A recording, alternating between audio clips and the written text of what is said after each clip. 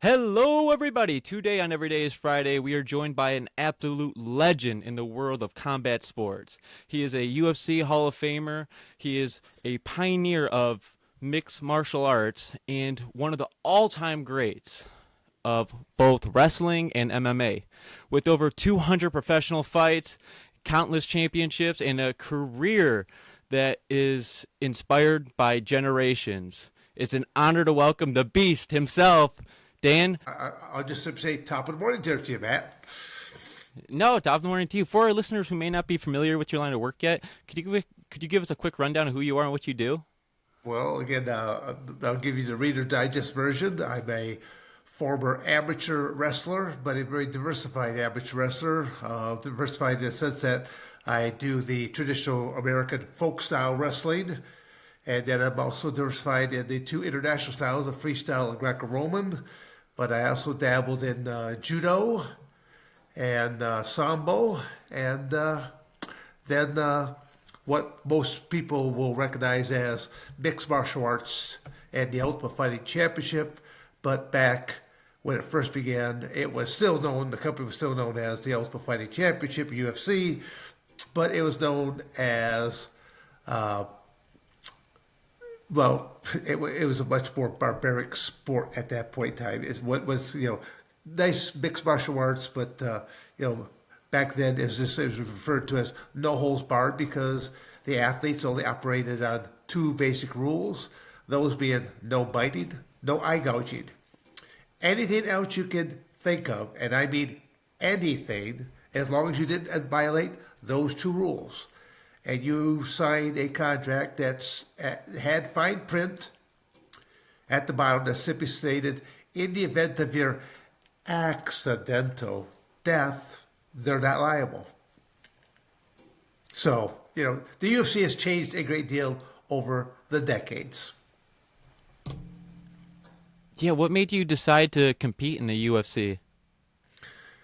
Well, I'll just say that it wasn't something that I grew up and aspired to because, again, it really did not exist all that well.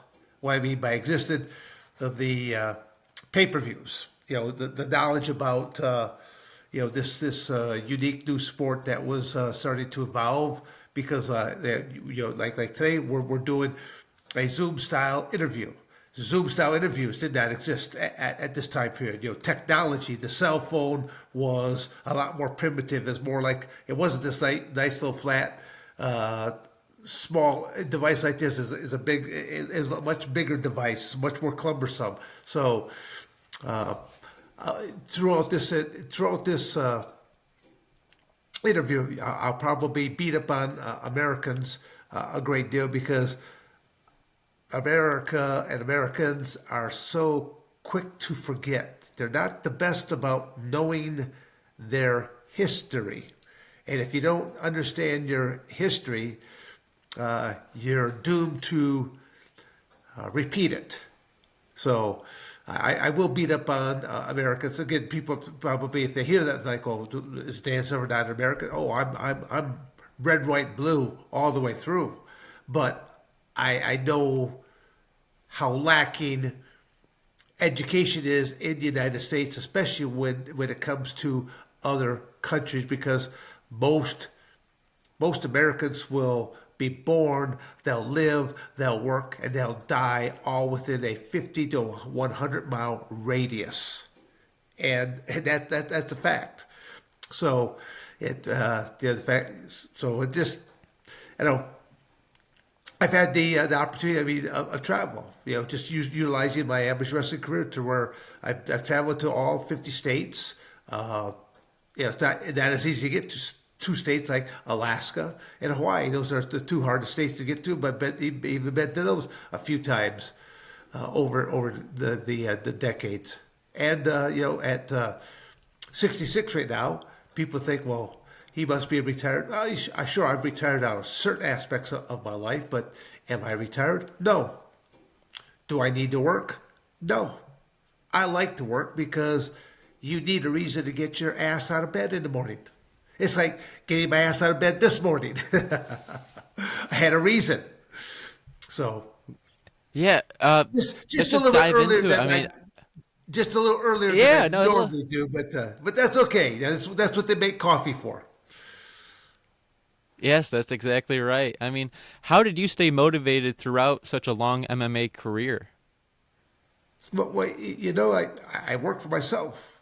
It's there is a comfort margin if you have what I always tell people, if you have that job, the job. There is a comfort aspect in knowing that you have that job and the standard working 5 days a week, Monday through Friday, and you're giving them your 40 hours a week. That used to be the norm. I'd say that was the norm before the pandemic hit, and throughout the pandemic, the United States and the world changed a great deal. Was it for the better? Oh no, not by any means whatsoever. But there was a great deal of change that took place. I already had that work ethic in me, but then the predecessor to even being in the workforce was I grew up on a farm, and it was a Hmm. 120-acre farm that my parents owned. And you simply knew that you had to get up and you had to take care of the animals before you got taken care of, and you had to do this all within a certain time frame, uh, so that you could make the walk up and catch the bus. And then when you finally got to the age that you could finally drive the family truck, the work truck, to school, that was like a cool aspect. Well, the truck wasn't that cool of a vehicle, but the fact that you were finally driving to school. But this so many things changed at that time because you can go back to that time period, and most because it was a much more rural area. In a lot of these trucks, there would be a gun rack in that trunk with rifles and shotguns, things of that nature. There to where I even tell people, like, I remember when the flyers were going around. I think this was around the junior high, 7th or 8th grade, that the flyers were going around school that the upcoming gun safety class was coming up for the just prior to hunting season, and that was the time here where you literally could bring a weapon into the school. Now, see how the times have changed there alone there, man? Can you bring a weapon into school now? Not without drawing a little bit of attention to yourself. So, times have changed.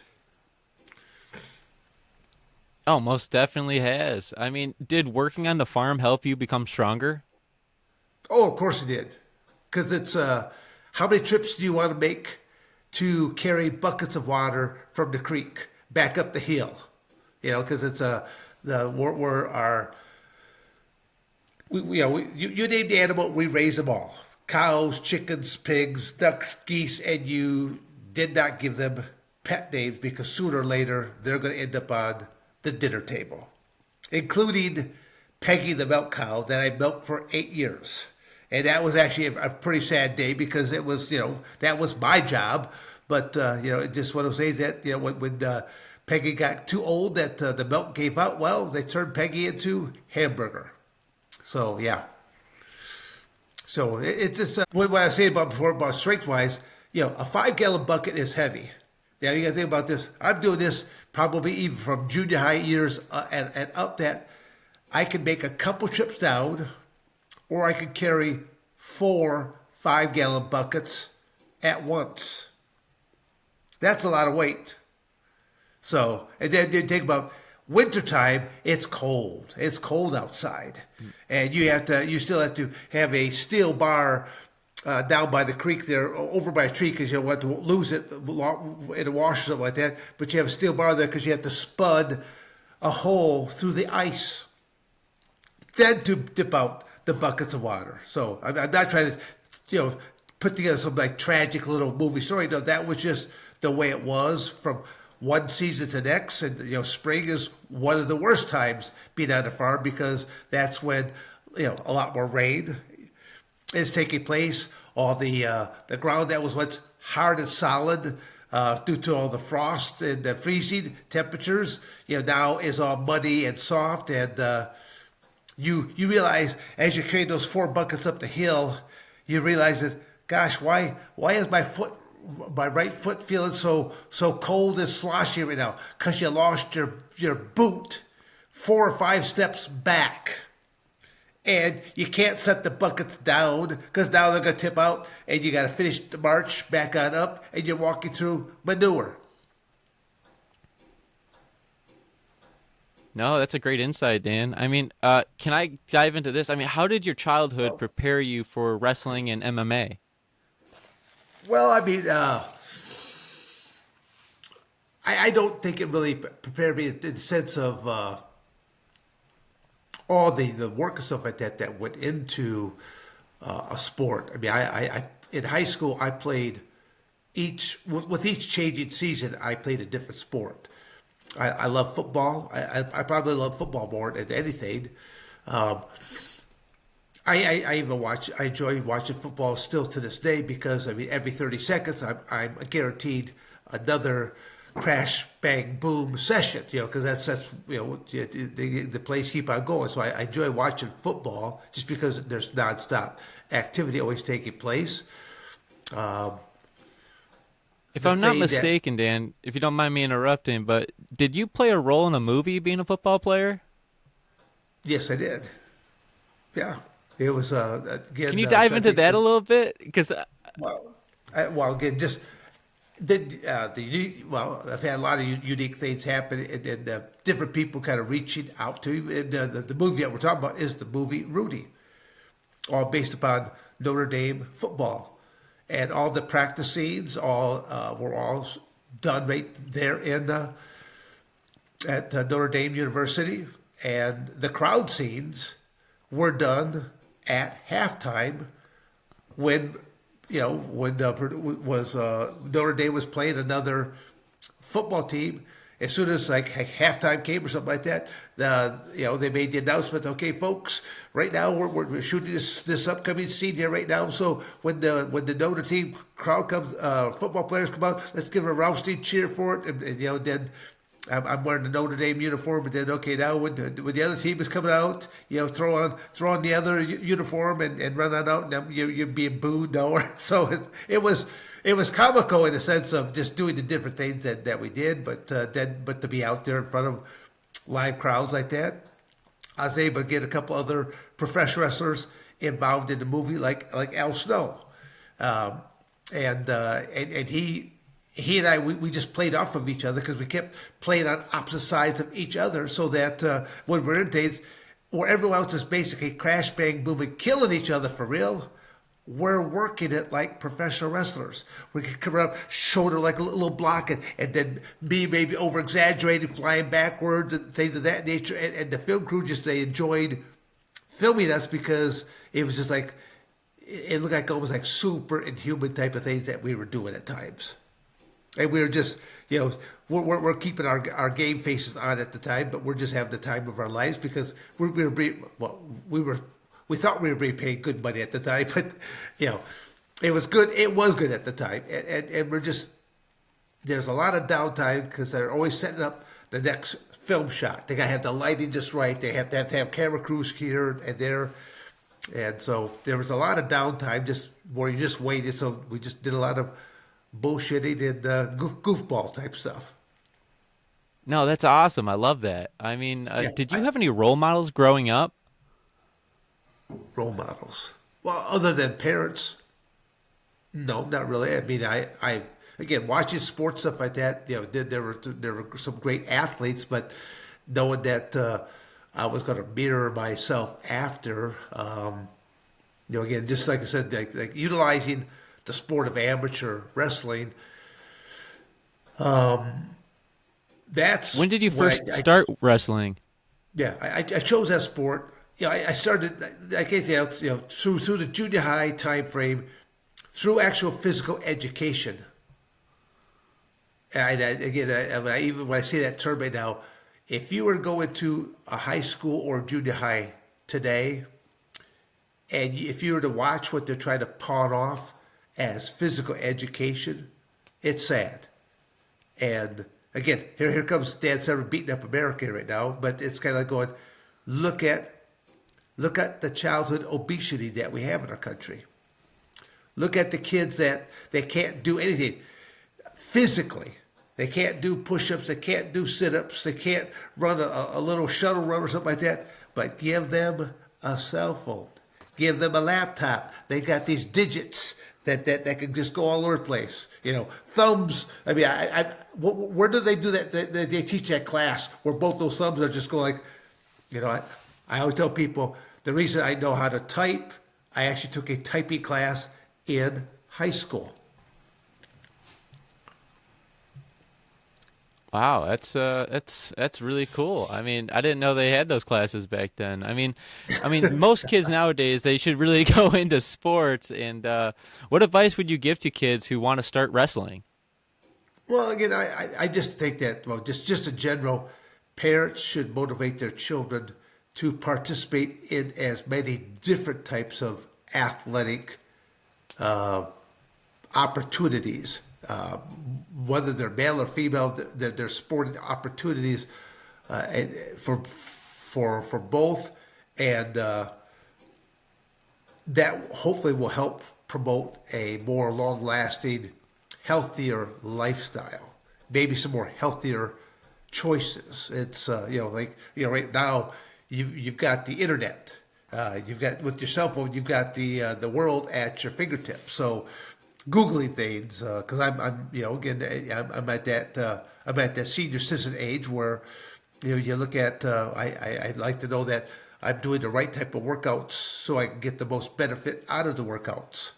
Uh, the element of time is one thing that is still very precious to me because it's not until most Americans hit that 50-year and older mark and they start to realize, oh my God, I'm closer to death than I am to life. Again, I'm not trying to be a downer on this, but that is the reality. Do you have another 50 years in you? Odds are no. And all you got to do is ask your insurance companies because do you think insurance companies want to pay out premiums? I mean, want to pay back premiums to I should say do a payout for the premiums that you're paying in? No. They like money coming in. They don't like money going back out. So that's why as you get older, your premiums keep escalating more and more and more because you're in worse type of physical shape and you're getting closer to death. And most people only really start to engage and start to live life when they realize I only have a few more years yet. Yet I've utilized my athletic career to. I always try to take in some types of things of beauty, whether it's going out and seeing some great something of nature, of beauty, like seeing like Niagara Falls or seeing the Grand Canyon, something that's some very unique wonders of the world. But then there's other just going to various museums, things of that nature, just because a lot of people just don't take in that kind of stuff. They live a very very mundane type of a lifestyle. And I'm here to continue to live in life and to do it to the max, right up until the end. Which, as I said before, one of my goals is to live to be 125. So I'm only, I should be ready for my midlife crisis right now. That's all I'm ready for. No, I understand that you do a lot of stuff for the veterans nowadays. I mean, do you think that enough is being done to support veterans in the United States Well, today? no, I mean that's the short story. Just absolutely not.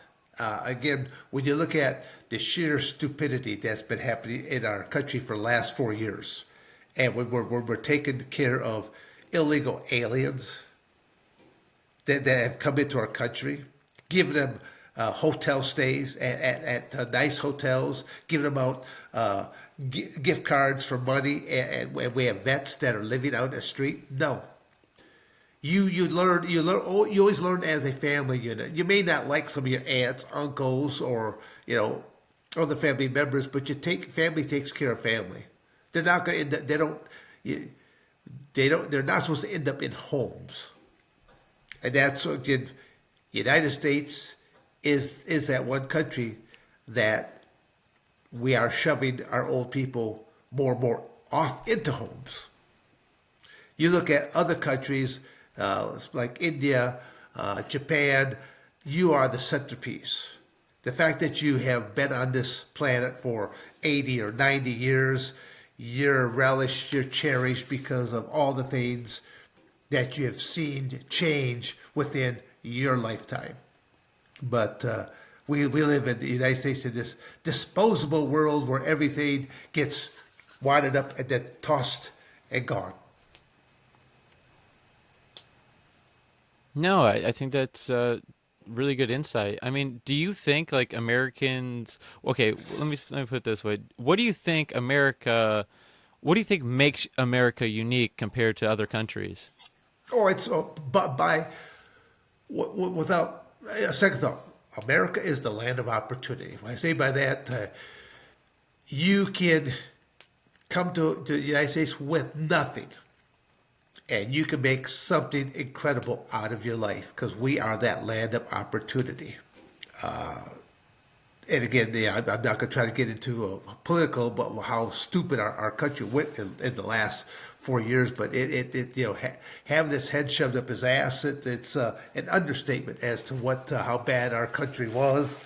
And the people spoke by the voter turnout. But even then, was I nervous about it? Sure, I stayed up all night watching because even the previous election.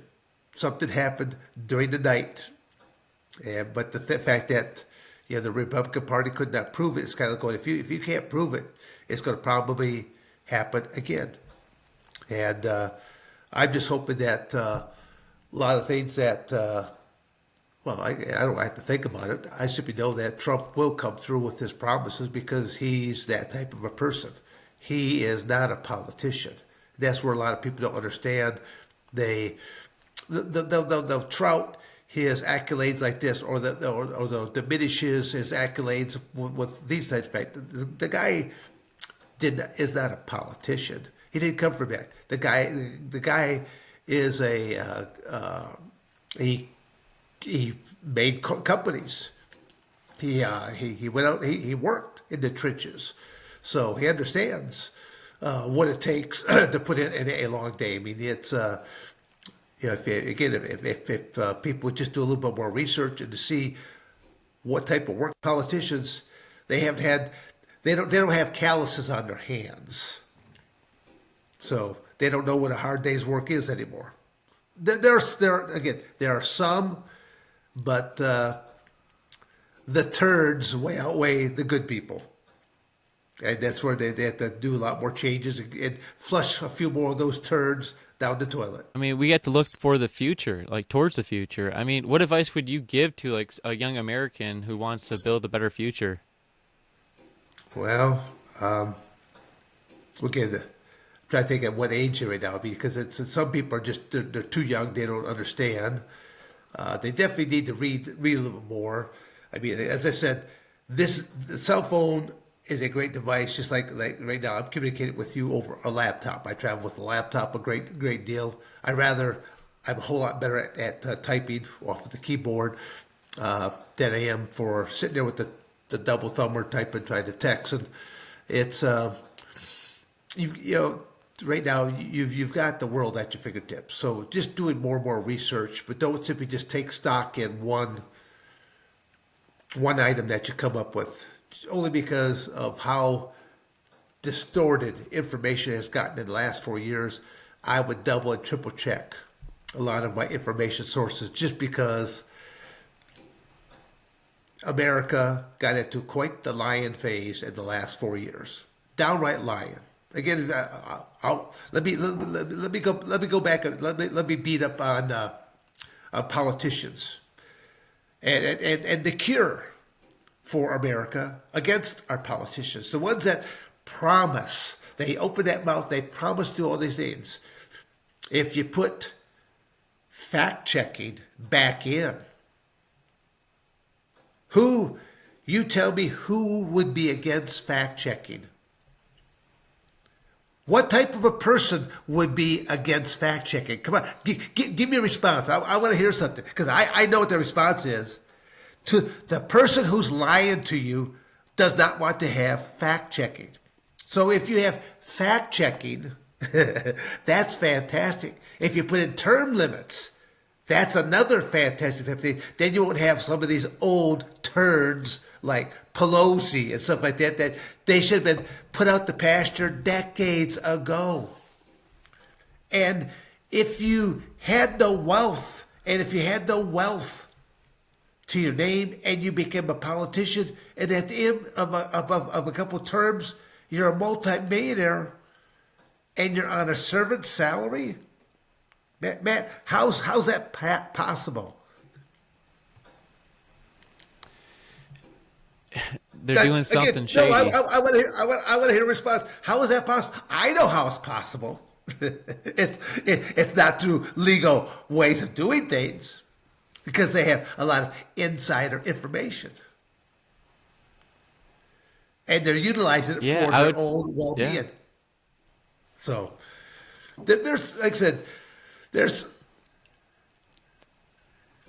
a lot of the things I hope that will be implemented. I mean, I hear about it right now of all the things that Trump is looking to do, and one of the I'll say that one of the funniest names, I can't come up with the name right now, is the one that Elon Musk and the other senator there is that they're heading up.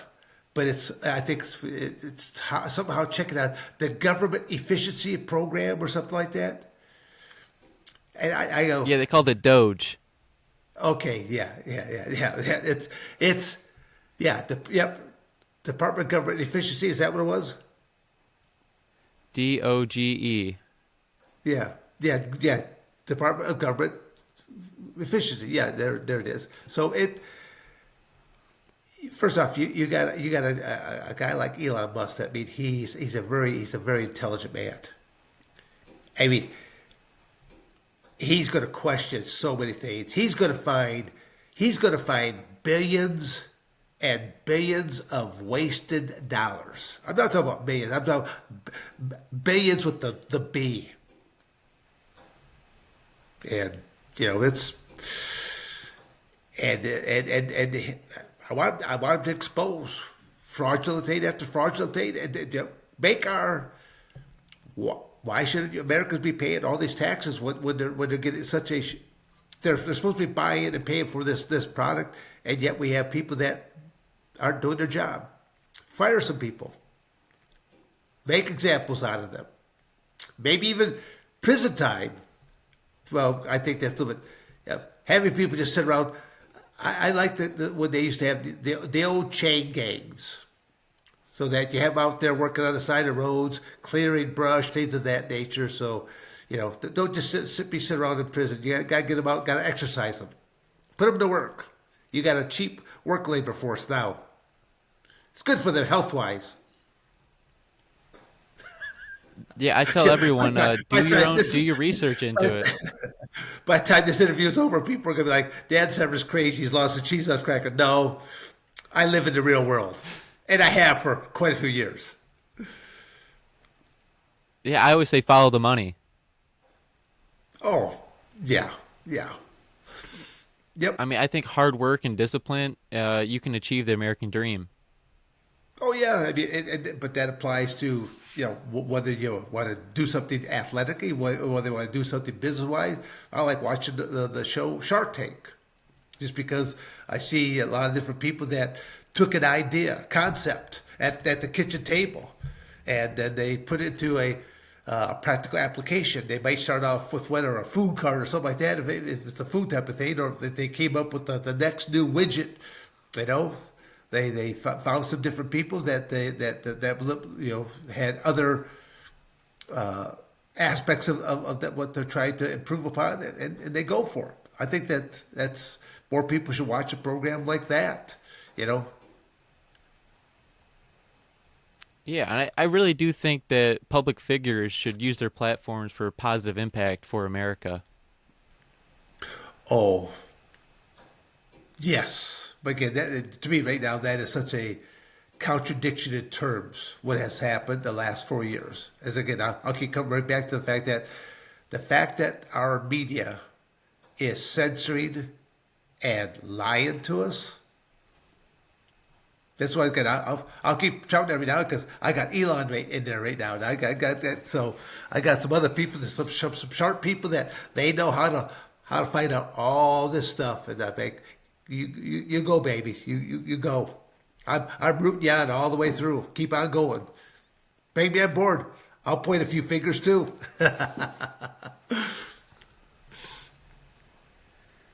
No, I agree with you on a lot of the aspects we're hitting on here. I think the country is up for a rude awakening, and I think a lot of people have to do their research and just don't take our word for it. I mean, do their own research into all the stuff we're talking about.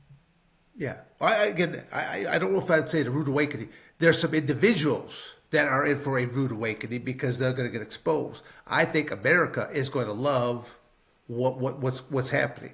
The fact that, if our government has been wasting, money, millions of dollars on stupid studies, or squandering because especially if you look at sometimes when you look at some of our cost factors that go in even on the military, they waste a lot of money on some different type of things. So that they're paying ridiculous prices for stuff that get someone on there that is from the hardware shop that knows where they can pick this up for nickels and dimes and but yeah, because our government it's not coming out of their pocket. They'll spend hundreds of thousands of dollars for something that you could go down to the local Home Depot and take care of.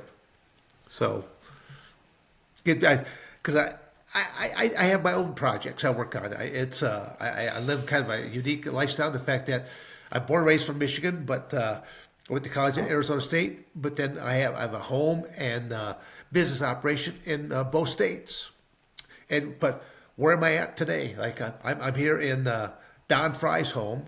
I traveled down to his place down in Tucson, Arizona, just last night, just so that we could do a couple podcasts, get together, and do a little planning strategy on other stuff that we want to do while I'm still out here in the state of Arizona.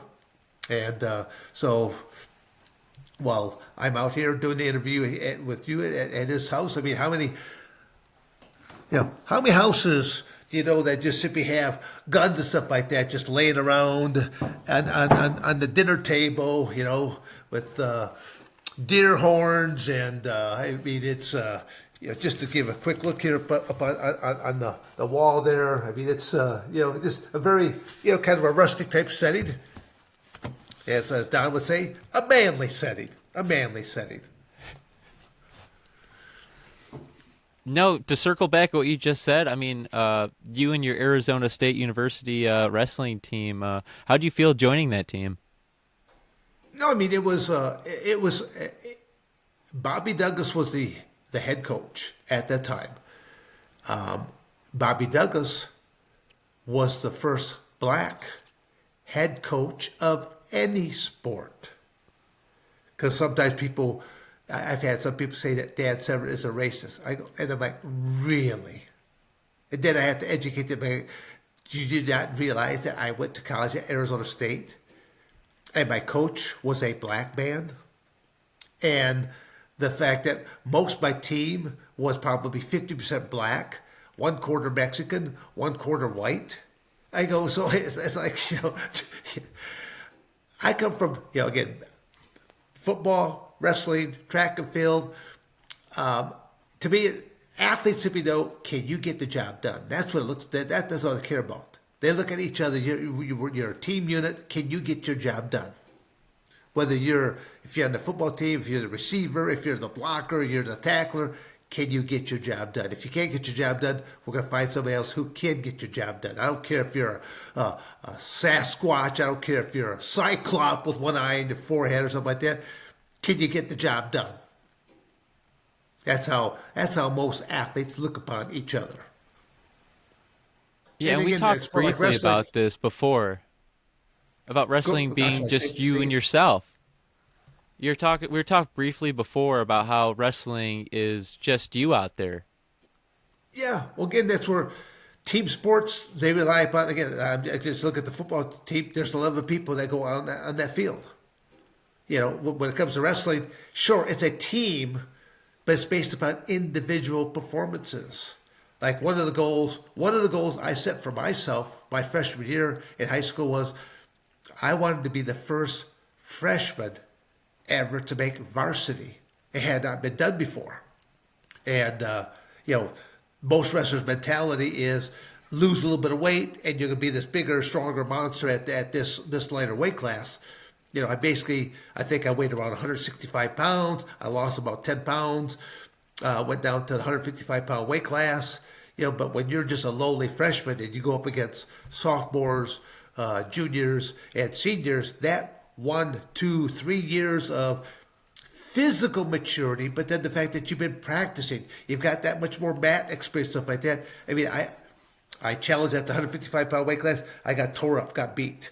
Went up to the next weight class, got tore up, got beat. Went up to the next weight class, I'm getting tore up and beat even worse and worse, to where the last weight class I had to challenge was the heavyweight. And my coach probably should not ever allow the match to happen, because it was like David versus Goliath. I mean, the other teammate was so much bigger than what I was. But in the process of the challenge match, he tripped and fell down. I fell on top, pinned him, and I won my challenge match. So I made varsity.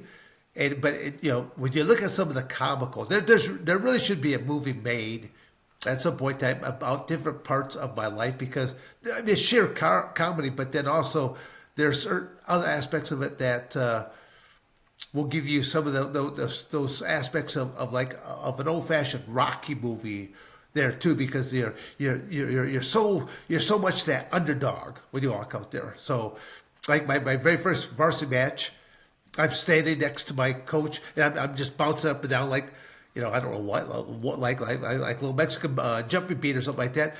And why was I doing it? Well, I saw all these other wrestlers that were doing it. I'm thinking, well, if they were doing it, maybe I should be doing it too. So my coach has got his arms crossed, he's got his clipboard on his chest, and my opponent is out on the mat, and referee looks right at my coach. He goes, "Coach, where's your heavyweight?" My coach has got his clipboard on his chest. Stuff like that. He doesn't even look at me. He simply does one of these numbers, points. And the referee goes from looking at my coach to looking over at this little lightweight wrestler bouncing up and down. Looks back at my coach and goes, "Are you sure, coach?" And my coach just goes, there was no attaboy, go get him, nothing like that. I went out there, and I think the match lasted all of maybe, 15, 20 seconds. By the time the referee blew the whistle, he comes across the mat, like this big old monster, just crushed me. So I would tell people I did not set the world on fire when I started, but I kept coming back again and again and again. And I had some farmers that they would, after my matches would be done, they'd be coming over, they'd be slapping me on the back, and they'd be laughing up a storm. Like, "Son," they're like, "you're the funniest thing. Watch it out there." She said, "You're so small out there amongst all these behemoths." They go, "You look like a pimple on an elephant's ass." That's how small you are compared to these other behemoths. Because during that time there was no cap on the weight for heavyweight. There is a cap today. And I should say I think it was imposed somewhere in through, I don't know, I think somewhere in the 80s that there was finally a cap put on to heavyweights. So. No, I mean, that's remarkable. I just say that. I was going to ask. I could say I'm full of stories only because I've lived for so many decades, and I continue to do. So like me, I should be like a senior citizen motivator, because, okay, the age is, okay, I'm a 66-year-old cat. I'm going towards 67. So it's kind of going, but I'm as I said earlier, I'm the alpha male of senior citizens, because I'm not going to stop. Do I have to work? No. I work because I enjoy what I do. It's like setting up this interview. How many people are going to get up at 4:30, run a razor over the face, comb the hair, and get ready for an interview? I will, because we had a discussion, and it was going to work out best for you, and I'll get up, and I'll get more things done today, and I'll throw on a coffee pot. But will I go back to bed? No. I'll stay up and I'll do things, but will I go to bed maybe a little bit earlier tonight? Yeah, maybe just a little bit, not much, because I'm a creature. I am a creature of habits. So getting back to what we started off on, to why was Dan Severn a successful athlete? Why is Dan Severn a successful businessman? Because I'm a creature of habits. I don't let life happen. I make life happen. I have a planner. I have things written down that I must do. So again, I keep going back. I don't have to do nothing, but I still will. I'll continue to do, because this is just part of what makes me tick. It's a part of my routine for staying healthier and staying alive. Your energy is just unbelievable. I love it, by the way. I wish Well, every person out there at your age had the same amount of energy, and I don't know oh, where it comes from, tell you the truth. well, no, you wouldn't be the first person that has said that. And then I tell people that, well, in my training facility back in Coldwater, Michigan, I have a training facility there, and it's shut down right now. I'll probably be reopening it again in spring of 2025. And when I say I have a training facility, it's not just a gym. I mean, that's part of it, but I have a throwback from days gone by. I have two small dormitories. They have 9 bunk beds on each side. They have their own showers and toilets and sinks so that they can shave, shower, brush their teeth, all that kind of stuff. Take care of their personal business. And then like I said, but you've got these bunk beds, and then in my cafeteria, it's set up as a think tank. Because I said I don't want a bunch of dumb jocks. They're just good at being jockery. No, you have to understand how to save money. You have to understand how to invest money. You have to understand how to create other opportunities, because your athletic career is only going to be a short span of your life. And you have to live in this body for the rest of your life, no matter how many chemicals you might put into your body, how much additional punishment you may put your body through. You have to live in that body in your senior years at that point. And that's not a good thing for a lot of athletes, because a lot of athletes they take shortcuts.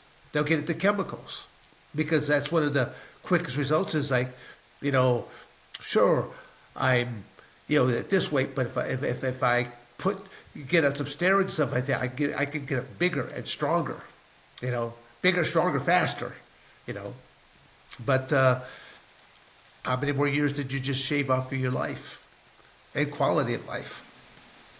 So, it's you see chemicals and all kinds of sports. I mean, one of the worst sports.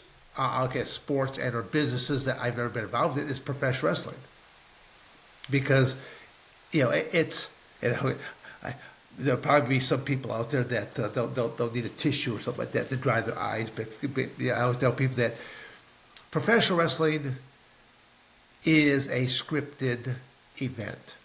You and I, Matt, we already know, going out there, you and I are working together. We already know who's going to win, who's going to lose. But I always tell people, don't call it being faked, because you cannot defy gravity. When I pick you up and I slam you back on down, most professional wrestlers, they use the term called bumping. I'm going to take a bump for you. And that just means, all that means is they're going to fall down. Whether I threw a punch, a clothesline, each time they fall down, they refer to it as bumping. But they don't understand, they don't learn much more beyond that. Bumping is basically, it's you're learning how to hit that mat. It's like doing martial arts break falling.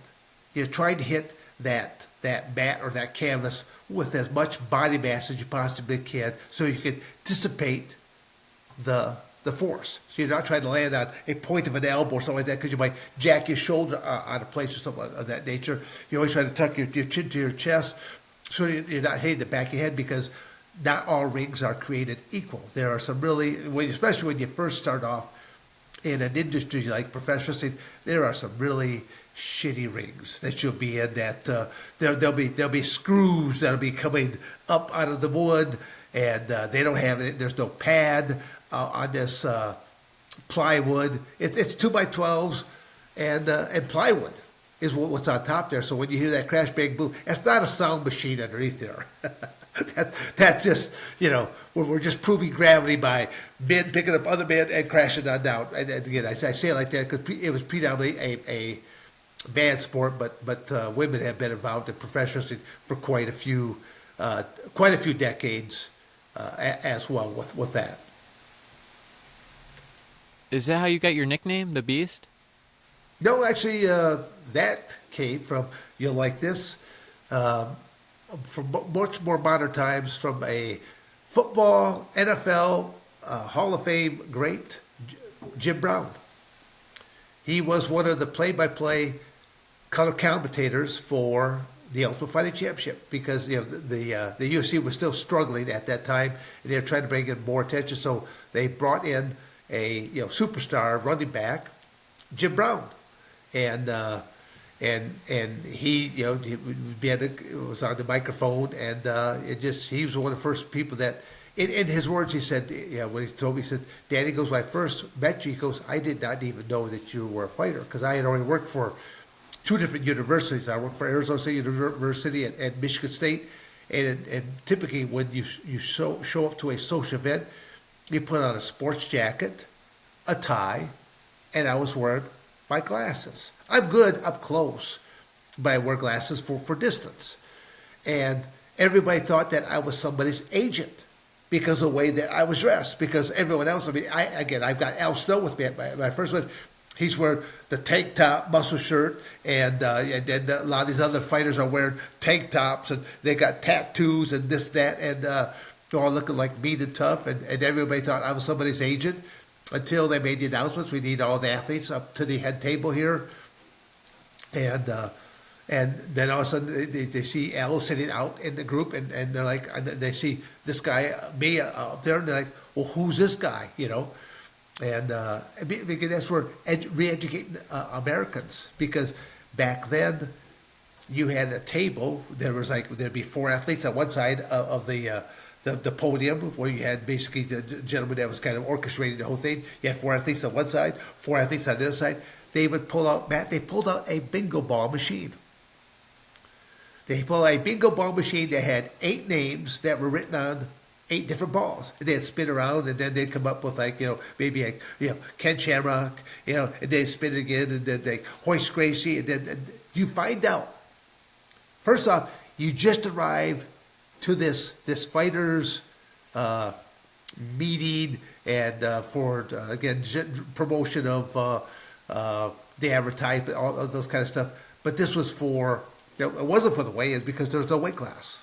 All this was again during the no-holds barred era. So you're meeting these 8 men less than 24 hours before you're going to start to step inside of a cage and fight not 1, not 2, but 3. You got to fight 3 men in a night in order to win the original 8-man tournament concept. And so it was like you just met all these other 7 athletes there that night, and now the internet did not exist. I can't Google your name and find out, is he a grappler? Is he a striker? What's what you do? I could watch some of his match. None of this stuff existed at that time. So again, you're flying by the seat of your pants. So you might be the night of the actual night of the tournament. You're warming up, and you're warming up for your match, but you try to watch the match before yours so that you find out. Well, first off, you're going to find out who won, and hopefully you go out and then you win. But you try to find out what kind of tidbits can I learn by just watch his match for a little bit. Is he more of a striker? If he's a striker, what kind of a striker? Is he a kicker? Is he a puncher? Is he a knee or an elbow? So again, you try to warm up and stretch out and get prepared for who knows, because they had never seen They had never seen a competition device like this, a cage. And the cage alone came underneath a great deal of scrutiny because they were looking at this like as because you had a lot of senators and other little politicians. You had Senator John McCain that really went after this quite harshly, but then when you start looking at his political ties to boxing and other stuff, it was for other reasons. Again, we'll go back to politics. Was it for the right reasons? No. But it is what it is. I even went to his church on a couple of different Sundays, the North Fiske Baptist Church. So I could see if I could bump into him. And again, when you think about church, you probably think of actually a small building. This was, the North Fiske Baptist Church is almost like a college campus. We look at the fact that there's not one weight room. They've got a couple of different weightlifting rooms. They've got racquetball courts. They've got tennis courts. I mean, it's a pretty impressive campus for being a church. And I used to do my training in the basement of that church. And they even had a youth program that was known as Rosy Cheeks Program. Why the name Rosy Cheeks is they did not allow closed fists to other children, but they did allow open hand, so when they would hit the face, rosy cheeks. Think about that one now. In this pussy of a world that we live in. No, I love that. God. Let's talk about. I mean, how do you feel winning the UFC 5? Well, again, it's to win anything, you feel really good about it. I mean, but yeah, again, if you look at how barbaric the sport was, it's you really feel the fact that you defied odds, that you did not get hurt. But you look at other sports and what some of the long-lasting attributes are from it. So when you look at like a sport, I'll pick on boxing here yet again. If you train boxing and then you start competing boxing, and depending on how long your career goes, well, odds are you're going to have some issues later in life because all through practice of that, you're getting hit in the body and you're getting hit in the head. Even though the coach is going to say, Matt, hey, throw on this headgear because we don't want you to get any cuts that will easily open up again, because this is known as the big cut plane right there, this big C into here and get the nose smashed down.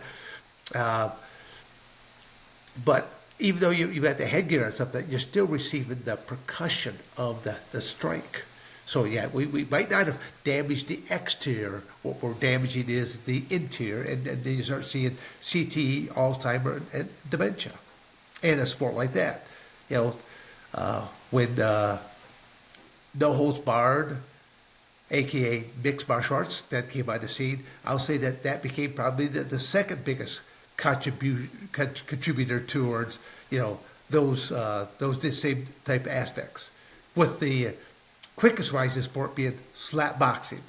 That is the number one. It will be by far the number one contributor to CTE, Alzheimer's, dementia in a very short time frame. That's Dan Severn's prediction. That's a pretty good prediction there. I mean, You out think? of